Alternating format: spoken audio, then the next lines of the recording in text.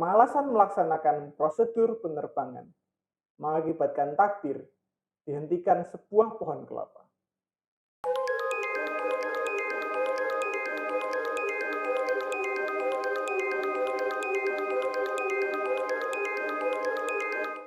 Halo teman-teman, selamat datang di Sky Enigma, di mana pada episode kami hari ini kami akan membahas mengenai kecelakaan yang menimpa Air Philippines. Jadi Air Philippines itu adalah sebuah maskapai di Filipina ya. Dan kamu tahu nggak kesamaannya Filipina dengan Indonesia itu apa? Kalau Filipina itu banyak gunung berapinya. Ya betul. Jadi Filipina itu sama seperti Indonesia berada di Ring of Fire ya. Jadi banyak gunung berapinya. Selain itu kamu tahu nggak kesamaan lainnya? Kepulauan sih bentuk negaranya itu. Iya betul. Jadi Filipina dan Indonesia itu sama-sama negara kepulauan. Dan karena sama-sama negara kepulauan, jarak antara kota A dengan kota B itu seringkali dipisahkan oleh laut. Karena beda pulau gitu ya. Dan oleh karena itu ada industri yang sangat menggiurkan di sana. Tahu industri apa? Penerbangan pastinya. Ya betul. Industri transportasi penerbangan. Karena penduduk lokal di Indonesia, di Filipina, tentu saja pasti ingin pindah lokasi atau traveling dengan cepat. Dan kalau misalnya kita naik kendaraan darat, itu harus naik ferry. Atau kalau naik kapal langsung juga lebih lambat, terombang-ambing, tidak nyaman.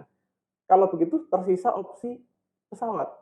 Oleh karena itu industri penerbangan itu di Filipina sangat-sangat menggiurkan. Jadi sangat menghasilkan uang gitu lah. Dan selain itu, penerbangan ini dilayani oleh pesawat Boeing 737-200 versi klasik.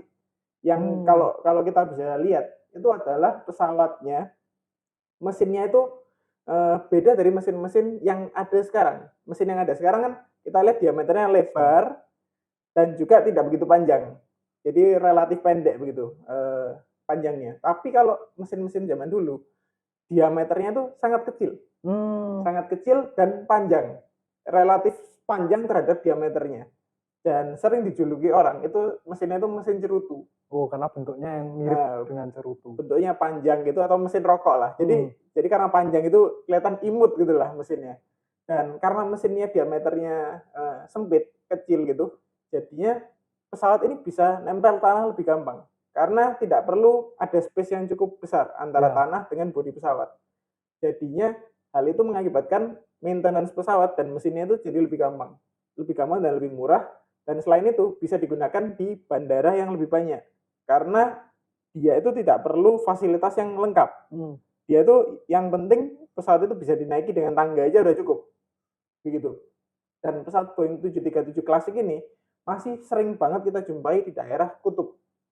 Karena di daerah sana bandaranya itu ya kan kutub ya, jadi kurang memadai lah. Banyak batu-batuannya, banyak pasirnya, dan banyak saljunya. Jadinya diperlukan pesawat yang sangat kuat gitu, yang tangguh dalam daerah-daerah seperti itu. Akhirnya Boeing 737 klasik yang seperti 200 ini itu sering banget digunakan di daerah sana. Penerbangan yang akan kita bahas pada hari ini adalah Air Philippines penerbangan 541 yang kala itu melayani rute dari Bandara Internasional Ninoy Aquino di Manila ke Bandara Internasional Francisco Bangoy di Davao. Dan pada 19 April tahun 2000, pesawat ini jatuh saat akan mendarat. Dan penerbangan ini merupakan kejadian kecelakaan paling mematikan dalam sejarah penerbangan Filipina. Dan jenis pesawat yang terlibat adalah Boeing 737 seri 200 dan waktu itu masih baru menjadi bagian dari maskapai. Tapi untuk pesawatnya sendiri sudah diproduksi sejak tahun 1978 dan dimiliki oleh Southwest Airlines ketika itu. Nah, di dalam penerbangan ini terdapat 124 penumpang dan 7 kru dengan total 131 orang. Nah, mayoritas penumpang ini sebenarnya memanfaatkan liburan untuk merayakan Paskah.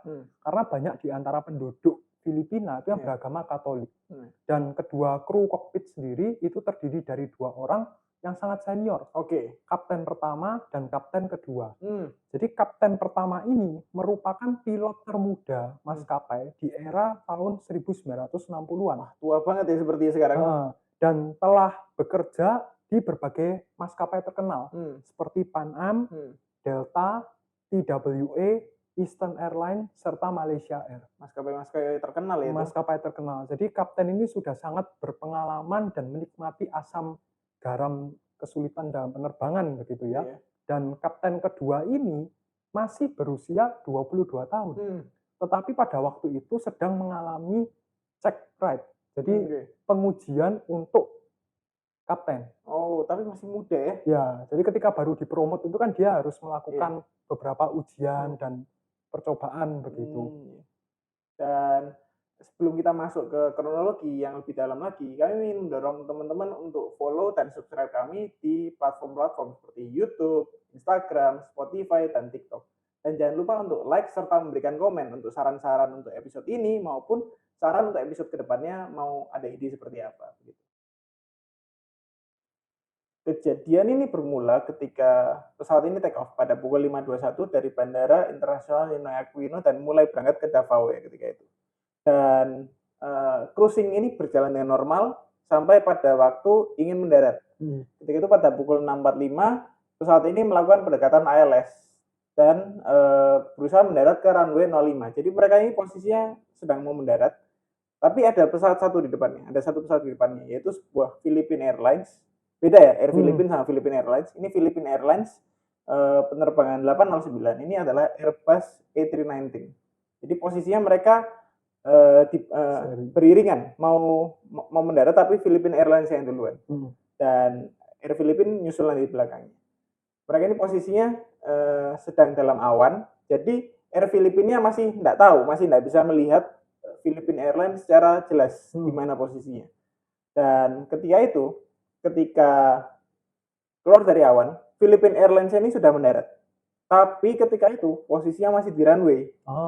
Nah, gitu. Jadi otomatis ketika posisinya masih di runway, mereka tidak boleh mendarat. Betul. Karena nanti terjadi tabrakan. Takutnya seperti itu. Nah, pada waktu itu karena kondisi yang demikian, kapten kedua ini menginformasikan petugas ATC bahwa mereka itu berniat melakukan prosedur miss approach. Nah, tetapi kalau berdasarkan prosedur yang benar, miss approach itu kan ke runway 05, ke arah sini kan. Nah, prosedur yang benar itu pesawat itu naik dulu ke ketinggian 4.000 kaki, lurus, kemudian berbelok kiri ke arah 020 hingga 360 derajat untuk mengulangi prosedur pendaratan di runway yang sama. Pada dasarnya muter lagi aja. 05, benar. Tetapi kapten pertama menginformasikan petugas ATC dia memiliki niat yang berbeda, yaitu dengan cara melakukan manuver belok ke kanan hingga 360 derajat. Nah, ini tentu bagi petugas ATC aneh begitu ya, karena kok rasanya tidak sesuai dengan prosedur yang biasanya begitu. Dan apalagi kondisi ini diperparah dengan pesawat ini kembali memasuki cuaca berawan, di mana pada waktu itu mereka mencoba terbang secara VFR atau Visual Flight Rule. Jadi mereka terbang dengan melihat referensi garis cakrawala. Tetapi karena kondisinya cuaca berawan, mereka sebaiknya pada waktu itu tetap terbang secara Instrument Flight Rule atau IFR. Dan pada waktu itu petugas ATC merasa heran dan mengizinkan para pilot itu mendarat di runway 23, arah yang sebaliknya. Karena bagi mereka miss approach-nya kok seperti ini. Apakah mungkin mereka maksudnya ingin kembali lagi ke runway dengan arah berlawanan seperti itu? Karena dikira seperti itu ya sudah diizinkan ya, akhirnya runway 23. Tapi ketika itu ada satu anomali lagi, yaitu mereka turun dari glide slope seharusnya. Jadi posisi seharusnya itu mereka ketika mendarat lagi itu di 1.500 kaki ya. Tapi mereka itu cuman di ketinggian 570 kaki. Itu kalau kita bisa bayangkan itu ketinggiannya sangat rendah. Sangat-sangat rendah. Tidak aman. Kalau kita bilang jarak antar pesawat di udara itu 1.000 kaki. 1.000 kaki jaraknya. Jarak vertikalnya 1.000 kaki. Tapi ini cuma 570 kaki. Itu sangat-sangat rendah. Dan sebetulnya berpotensi menabrak sesuatu. Dan betul saja waktu itu. Mereka menabrak pohon kelapa. Mereka menabrak pohon kelapa dan akhirnya sayapnya terpotong. Sayapnya terpotong, akhirnya pesawat ini tidak bisa terbang normal, jatuh dan terbakar. Dan hasil dari menabrak pohon kelapa ini adalah seluruh 131 orang penumpang dan kru ini meninggal dunia di sana. Benar-benar tragis sih. Nah, dari hasil investigasi yang dilakukan oleh tim investigator, ditemukan beberapa faktor, yaitu adalah yang pertama, kondisi cuaca di sekitar bandara di Davao itu berkabut. Jadi karena berkabut dan berawan ini, akhirnya pilot ini tidak bisa melihat dengan jelas. Jadi jarak pandangnya itu terbatas. Dan oleh karena itu akhirnya terjadi keterbatasan jarak pandang gitu ya. Dan selain itu, kalau misalnya pesawat ini mau mendarat purely hanya dengan instrumen landing saja, di bandara itu peralatannya masih kurang lengkap. Jadi harus ada suplementari dari visual. Betul. Kalau instrumen saja masih belum cukup mumpuni begitu. Nah, jadi pihak investigator menyarankan beberapa poin penting yang dapat mencegah kejadian serupa terulang. Yang pertama, pihak bandara tujuan itu melengkapi peralatan untuk pendaratan instrumen. Jadi walaupun bandara sekecil apapun itu tetap disediakan fasilitas yang lengkap apabila dia menyediakan pendekatan secara instrumen. Kemudian yang kedua, para pilot itu sebaiknya menggunakan prosedur miss approach yang benar.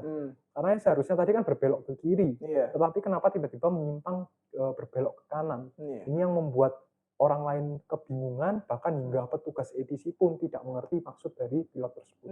Dan ini mungkin ya, kalau misalnya mereka belok ke kiri dan mereka tetap jatuh di bawah glide slope, bisa jadi tidak ada pohon kelapa di daerah itu. Jadi akhirnya mereka mungkin bisa lolos dan selamat.